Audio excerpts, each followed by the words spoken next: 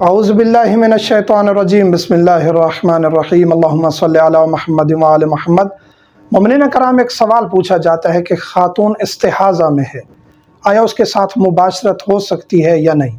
میاں بیوی ایک دوسرے کے لیے حلال ہیں، مباشرت کریں جس وقت چاہیں، لیکن کچھ اوقات ہیں جن میں مباشرت حرام ہے، وہ ہے حیض کی حالت میں، ماہواری کی حالت میں ہے خاتون تو اس کے ساتھ مباشرت حرام ہے۔ اسی طرح نفاس کی حالت میں، یعنی بچہ پیدا کر دیا اس نے، اس کے بعد وہ نفاس کی حالت میں چلی جاتی ہے، بلیڈنگ کے ایام میں، وہ بھی اس کے لیے جائز نہیں ہے کہ وہ مباشرت کریں نفاس کے دوران یا حیض کے دوران۔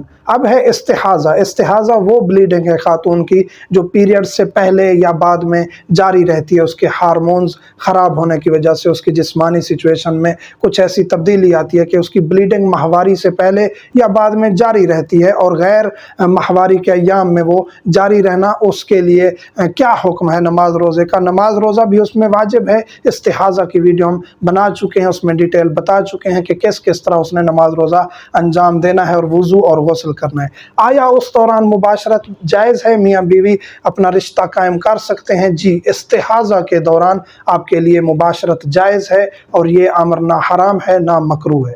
مومنین سے ملتمس ہوں، ہمیں دعاؤں میں یاد رکھا کریں۔ والحمدللہ رب العالمین۔